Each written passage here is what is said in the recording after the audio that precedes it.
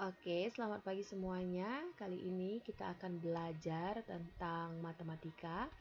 Nah, kali ini kita akan belajar dalam pelajaran yang baru. Oke, untuk materi ini kamu tidak bisa jumpai di dalam buku matematika.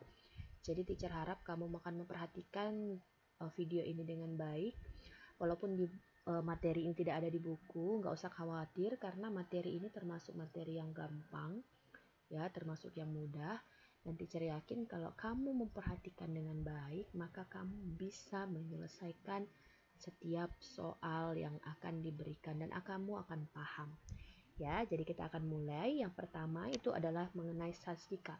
Nah, statistika itu adalah hal atau pelajaran atau ilmu yang berhubungan dengan data. Ya, data ini bisa berbagai macam, bisa berupa data makanan kesukaan siswa kelas 4A, atau mungkin bisa berupa data olahraga kesukaan siswa kelas 4B. Nah, jadi di sini kita akan belajar mengenai pengolahan data. Nah, kita akan mulai. Yang pertama, kita akan melanjutkan dengan mengumpulkan dan membaca data. Mengumpulkan dan membaca data. Kita mulai yang pertama dulu adalah mengumpulkan data. Bagaimana cara kita mengumpulkan data?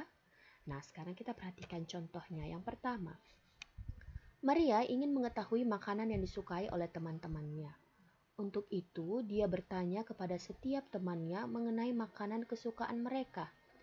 Dari 20 orang temannya diperoleh. Artinya di sini Maria menanyakan kepada 20 orang temannya. Dia memperoleh 4 orang suka bakso, 2 orang suka soto, 6 orang suka mie ayam, dan 8 orang suka nasi goreng. Nah, inilah jadi dari ke-20 orang teman yang ditanyakan tadi, ini hasil yang diperoleh oleh Maria. Nah, ini adalah salah satu teknik mengumpulkan data. Ya, ini ada salah satu cara mengumpulkan data. Cara tersebut merupakan teknik pengumpulan data dengan cara wawancara. Dengan cara wawancara artinya Maria sendiri yang menanyakan kepada temannya itu satu persatu sampai ke 20 orang. Kemudian dia akan tulis hasilnya sendiri. Tiap-tiap orang apa makanan kesukaannya. Sehingga bisa diperoleh hasil-hasil yang seperti ini. Nah, selain dengan wawancara, memperoleh data juga bisa dengan pengamatan atau percobaan. Ya, jadi cara untuk memperoleh atau mengumpulkan data itu ada dua. Yang pertama dengan wawancara, bertanya langsung. Kemudian yang kedua itu dengan pengamatan atau percobaan. Nah, sekarang kita lanjut yang kedua, membaca data. Ya, membaca data. Perhatikan contoh berikut ini adalah tabel data mata pelajaran kesukaan siswa kelas 4 SD Makmur. Ya, berikut ini adalah tabel data pelajaran kesukaan siswa kelas 4 SD Makmur. Matematika 5, IPA 8, IPS 10, olahraga 15, kesenian 7. Dan jumlah semuanya adalah 45. Nah, sekarang kita perhatikan. Dari data tersebut dapat diketahui, yang pertama, banyak siswa yang gemar matematika adalah 5 orang. Yang kedua, banyak siswa yang gemar IPA adalah 8 orang. IPA 8 orang. Nah, kemudian yang ketiga dan seterusnya kamu bisa tambahkan. Banyak siswa yang gemar IPS adalah 10 orang. Yang keempat, banyak siswa yang gemar olahraga adalah 15 orang. Yang kelima, banyak siswa yang gemar kesenian adalah 7 orang. Kemudian bisa juga tambahannya adalah jumlah total seluruh siswa kelas 4 SD Makmur adalah 45 orang. Ya, jadi banyak sekali informasi yang bisa diperoleh dari sebuah tabel. Nah, sekarang kita akan lihat yang kedua. Berikut ini data hasil penjualan beras dalam kilogram di toko baru tahun 2019.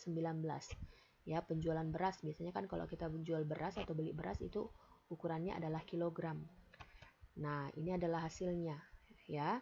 Ini adalah hasil penjualannya mulai dari bulan Januari sampai ke bulan Mei.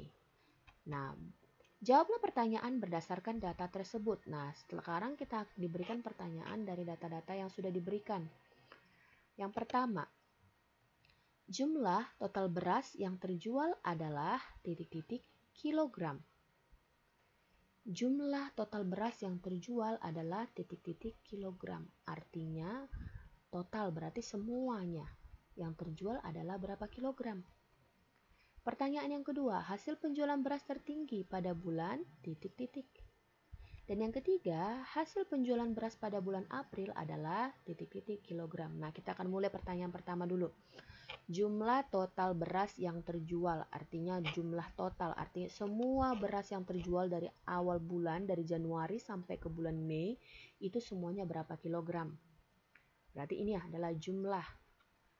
Maka jawabannya adalah 300 kilogram.